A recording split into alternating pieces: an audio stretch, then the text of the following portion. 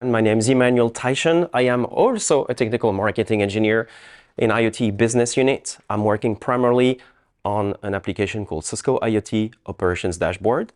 And DJ actually spoiled a little bit the fun by talking already about IoT Operation Dashboard thanks to your questions. So what we're going to talk about today is what is new in Cisco IoT Operations Dashboard. Maybe you've heard during the keynote yesterday here at Cisco Live, we were talking a little bit about what are the innovations.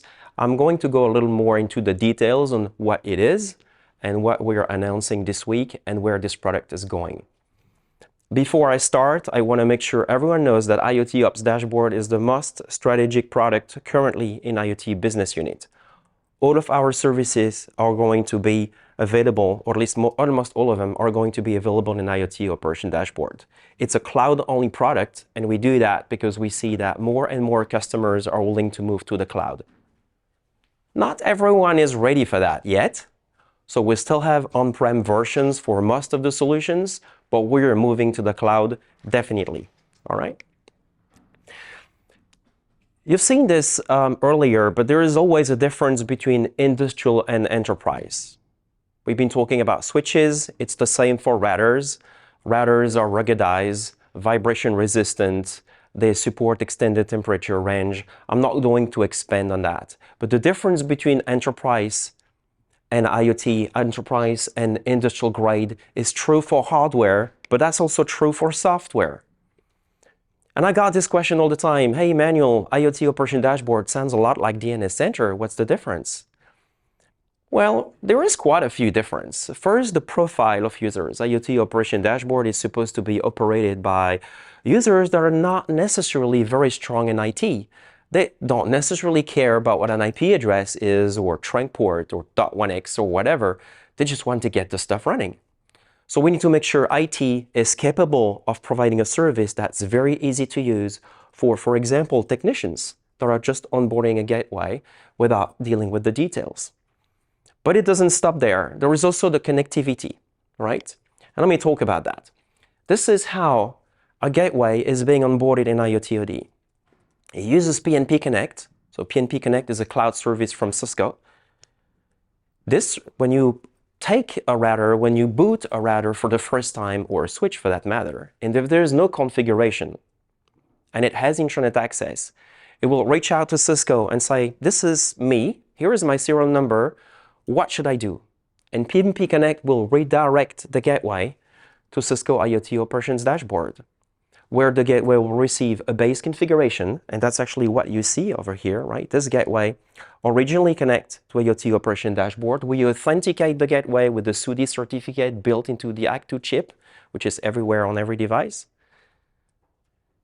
The gateway has a certificate that it gets from PnP Connect to authenticate the cloud platform. We want to make sure no one is impersonating the cloud.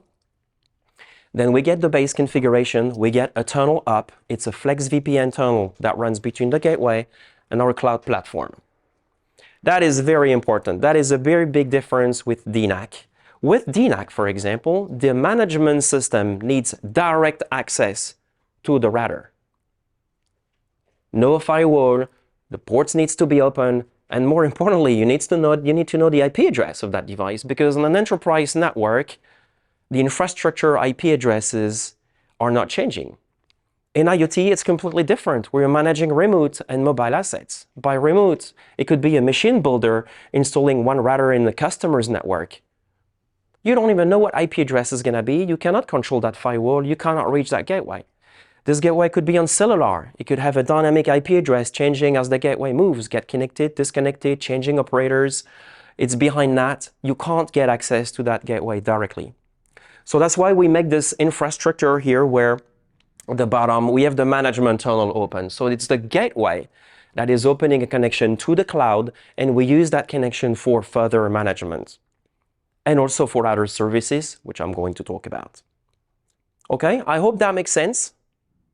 It's a big difference with DNAC, for example. So this week we're introducing a number of new services. The first one is Secure Equipment Access Plus. The difference between Secure Equipment Access Plus is very small, but I'm going to talk about that. It gives you access to a remote computer behind an IoT OT managed gateway. This actually solved the problem where how do I get access to this remote equipment? Or even worse, how do I give access to that remote equipment? And we're going to talk about that. The second one is industrial wireless management. You heard DJ talking about the 9165E, 9165D. These gateways are going to be managed through IoT Operation Dashboard. I'm going to talk about that, as well as cyber vision. For some of you who have heard about that, this is our industrial security solution that does deep packet analysis, threat analysis, including Kena score.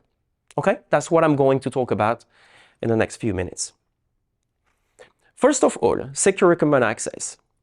This is providing, and the purpose really here is to provide access to, say, for example, a PLC, a Windows machine, a remote gateway, a traffic light controller.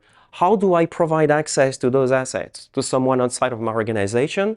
And remember, we are in a remote and mobile environment. This gateway can be alone in the middle of nowhere, connected to a solar panel farms. There is no IT staff. What do you do? Right? The answer we have typically, well, you know, we can have a VPN, but then you need a head-end router, you need AnyConnect, you need to open a VPN session, you need to maintain users, you need to have firewall rules to make sure the users go in a specific space and specific place. SCA takes the problem the other way around.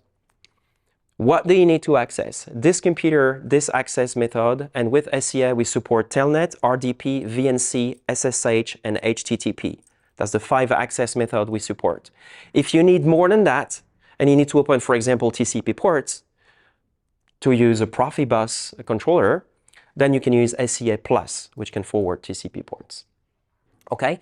Everything happens in the browser. That's very important. There is no client to install or anything like that for SCA.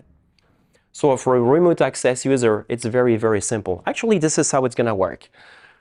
So this is IoT. I'm logging in as my username. I click next, I enter my password, and I am a remote access user, and I've been granted access to a computer that runs Windows and Raspberry Pi that runs SSH. So this is the number of sessions I have access to. I'm going to click, for example, here on an RDP session. It opens up the window, and I have RDP access. RDP is not even installed on this computer. What you see here is an HTML rendering of the RDP session running in the cloud. So there is no IP connectivity whatsoever between the remote access computer and the computer you are accessing remotely. There is no way you can transfer files, malware, or anything that would harm the computer. And it's the same, for example, for SSH. I can open a console session on a switch or on a router or on a Linux machine, enter my commands. SSH is not running on this computer. I cannot use SCP. I cannot transfer files. So this is the kind of very simple experience we want to provide to users. I think there was a question. Can you secure the access with 2FA? So yeah, we can secure the access with 2FAs in 2 different ways.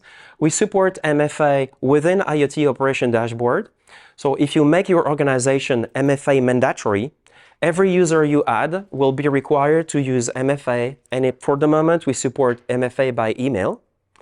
But you can also have a single sign-on. So if you have an IDP in place, we can piggyback to that IDP that does ask single sign-on. For example, for me, that was not shown here in the demo, but for me, if I use my Cisco account, I will need to go to id.cisco.com, use Druo for authentication, and then only I can access IoT.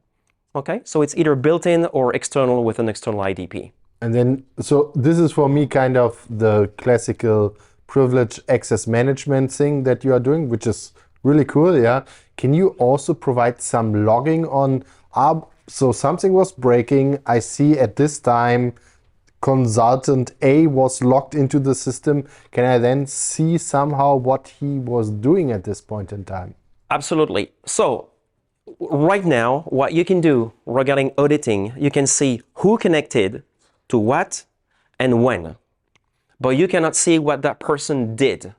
What we're planning and we have on the roadmap right now is to have an MP4 video file of some sort that will record the RDP or VNC session. That will not work for HTTP, that will not work for SCA Plus when you just open TCP ports, but for everything that is visual, we will be able to have a recording of that in the future for auditing and just to make sure the person doesn't screw anything.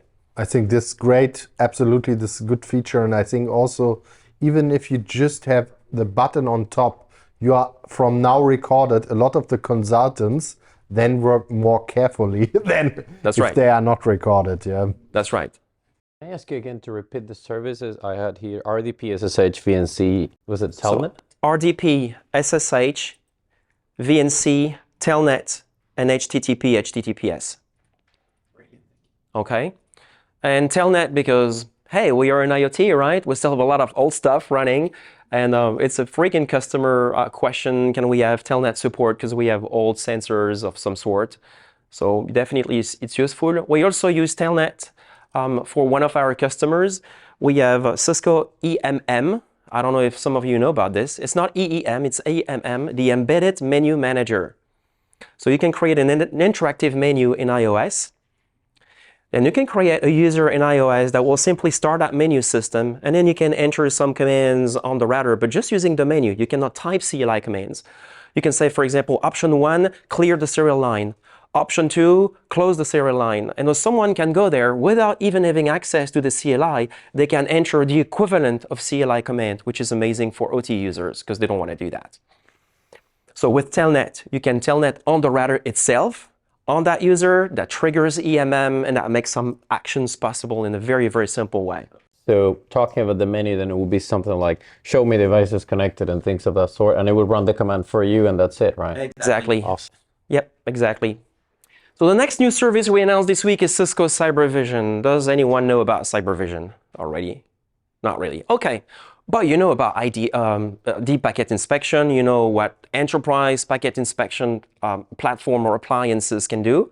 The problem is with enterprise, if you place an enterprise platform to do packet inspection in an industrial network, what is it going to see?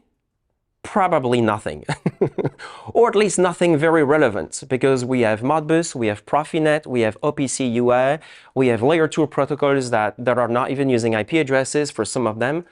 How do you get visibility in that? How do you know if a PLC is affected by a vulnerability when you use an enterprise system that doesn't even know what a PLC is in the first place? So CyberVision is the answer to that, and we did it the IoT way. So by that, CyberVision analyzes the traffic. You understand what is going on, and you have visibility on what you have or what is installed in the network. Sometimes the IT personnel doesn't really know what's being installed in the factory. And the OT personnel that installs equipment in the factory doesn't tell IT because they believe it's not relevant for them.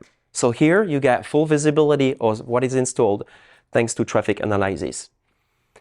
It will do a ranking of vulnerabilities found by looking at the model, by looking at the software version running. It will list vulnerabilities, not just CVSS, but also something called Kena score. So Kena is an acquisition that Cisco made very recently. And the Kena score is taking the CVSS. CVSS gives you the severity of the vulnerability.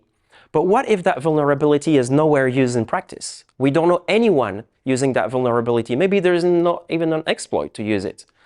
The Kena score will be low. On the other side, if you have a CVSS which is not that high, maybe 6, but it's used everywhere, and we know that there are multiple threat actors using this vulnerability right now to gain access. vCenter for the moment, for example, big thing, big thing this week, then the Kena score will be really high.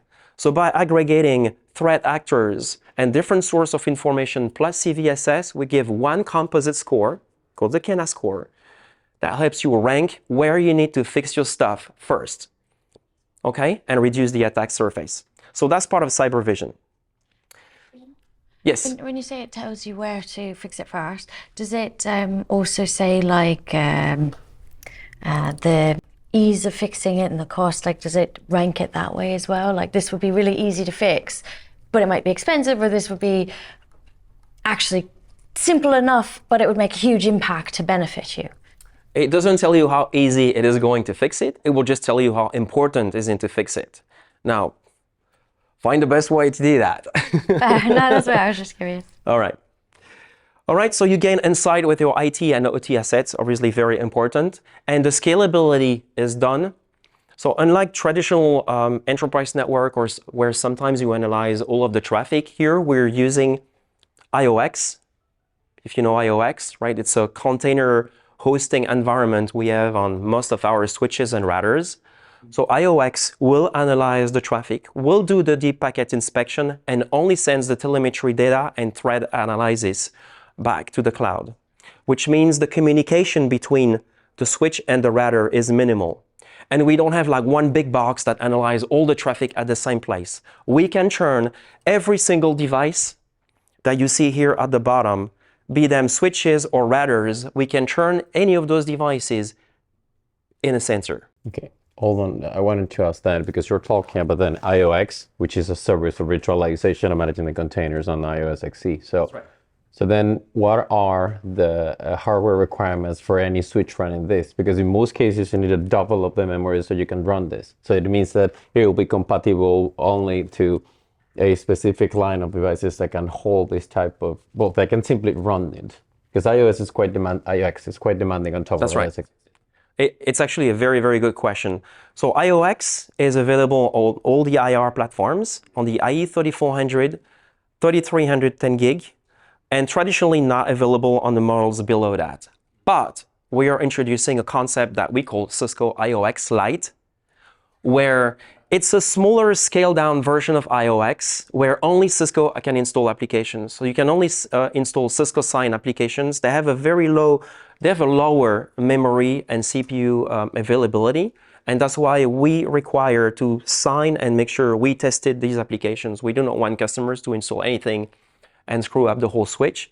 So you will be able to do that on the 3100. Even if this one doesn't support full IOX, it does support IOX Lite where you can run CyberVision and turn it into a sensor. Okay, so it means that, well, you don't need to go all the way up the device spectrum to get something that can support this because it's demanding. But do you happen to know that more or less how much of the resources then would be assigned to this particular, well, to the IOX Lite, if you were to call it that way? Because there are several profiles you can go. Right, that's right.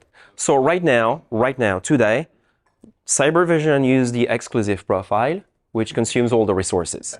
So if you run CyberVision, you cannot really run anything else, but you can change that profile. It's technically possible, and see if it works. It really actually depends the traffic. By security, we reserve everything. Yeah, okay. Today, that's how we do it. Okay, thank you. We'll get there, right? We'll get there and making sure, as you will see the story with all the different services we have in IoT, I'm sure that someone will want to use SEA as well as CyberVision at the same time, and we can certainly make that work. SEA is very lightweight, by the way. All right. So one of the really cool thing about CyberVision is that you can make any switch or router, a sensor. And that is really something that is unique. I think you purchase a switch that doesn't do IDS, re-release this feature, then you can turn it into a sensor. In terms of investment protection, I believe that's amazing. So here is a quick demo. Right, as you can see here, we have services on the left. Here is a CyberVision service. You can see the number of assets you have from IT, from OT, different PLCs. On the right side, you see vulnerabilities. Everything is managed in the cloud, right? In IoT-OD. We're still talking about IoT-OD. You can see the KENA score. You can see the CVSS score. You can see what this vulnerability has been about, a description, when the vulnerability was released, a very long description as well. You can also list all of the vulnerabilities you see on the left with the device affected on the right. And just by clicking on a single device, you will see details such as the model number, the version number, the MAC address, and other kind of information that might be useful for reducing the threat attack. Okay, you can either use sensors like switches and routers, or you can also import a PCAP file. Say, for example, you discover something really unusual somewhere where you don't have CyberVision running. Just take a PCAP, use Wireshark, take a PCAP, upload the PCAP in the cloud, and let it do the analysis for you as if it was a CyberVision sensor. I have one question. So I do quite often scanning in, let's say, normal IT networks, yeah, and then we find something like, let's for example say in Windows XP device, we know, oh, no patches anymore. In IoT space, it's more often that you have a lot of devices where no patches can apply it anymore. Can you give us some feedbacks? Have you seen that a lot in IoT environments? Unpatchable devices? Unfortunately, yes, as far as Windows NT. So yeah, some of these things are really scary, which is also probably why some of those networks are air-gapped, because they just don't know how to do that. They just don't know how to deal with it. So with cyber you will see all of those vulnerabilities, but how you fix it is going to be really on your own. But something about that I want to say is if you use SCA, for example, you can remotely access those devices while not giving those devices access to the internet. Because if you install SCA with an IR gateway, one leg into the OT network, one leg with a network that has internet access, from the cloud you can access that Windows NT computer, Windows XP, but this Windows XP computer doesn't have internet access because routing is disabled and we use the gateway as a proxy. I guess one of the first feedbacks is you at least know the networks that need to be air-gapped, yeah? Because you have no way on mitigating these vulnerabilities anymore. Yeah? That's right. I'm sure there are plenty that know that it's really bad in terms of security. And some of them don't have CVSS, but have the same password everywhere. I'm not even sure that's better, but we've seen everything. IoT is far west sometimes in terms of how it's being implemented, but it's fun. One of the things that is worth mentioning is that when you do something in the cloud, the basic requirement in the cloud is usually higher than many other network I have seen in the IoT space. For example, there is no way to with a password. It's only SSH keys, for example, which gives you a higher level of security in the first place. So very briefly, I would like to talk about wireless management. I don't really have a lot of stuff to say. You've seen the wireless range of products before. If you do something with Curb, so Cisco Ultra Reliable Wireless Backhaul, the management for this is going to be done with IoT OD, which is a cloud-based product. However, many of our customers are using Curb in offline mode, which means it's not even connected to the internet. It's just connected to an internal network.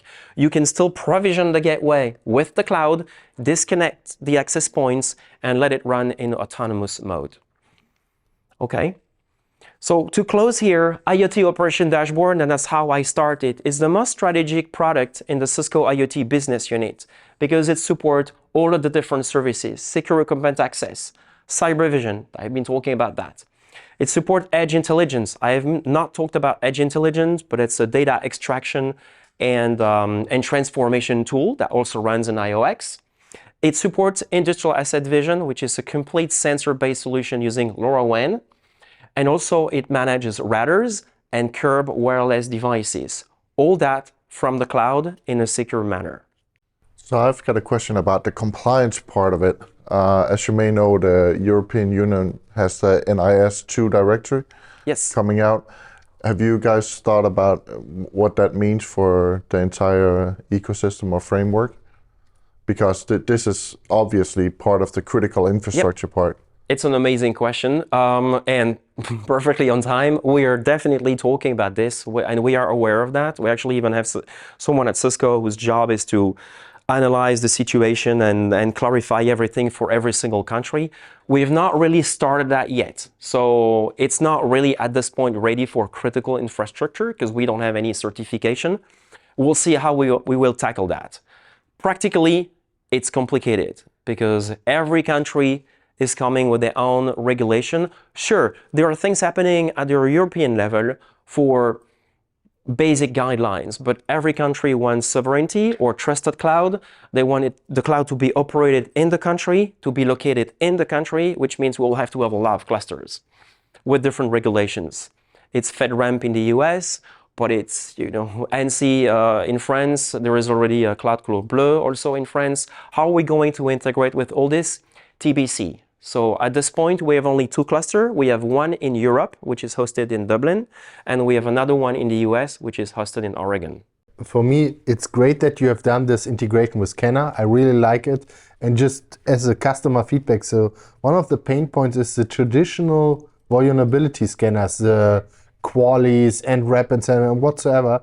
They often cannot scan IoT ranges because if you do a traditional port scan across everything, just your IoT devices dying. Yeah, you have often a lot of problems. So I ended up with, if you go from environment to environment, that people just excluded these ranges, and then they have zero visibility. Yeah, and there's nothing what they can do. And I see kind of with CyberVision, you are closing this visibility gap, and you have automatically this integrated in Kenna, so you have also the risk in the consideration. So I think that is well put together. Yeah. I have to say, everyone's very excited about this. The feedback is super positive with Kenna. So Kenna is not available in the on-prem version of CyberVision yet, but that's coming. But currently it's available in the cloud version only. But it's coming. Thank you for the feedback.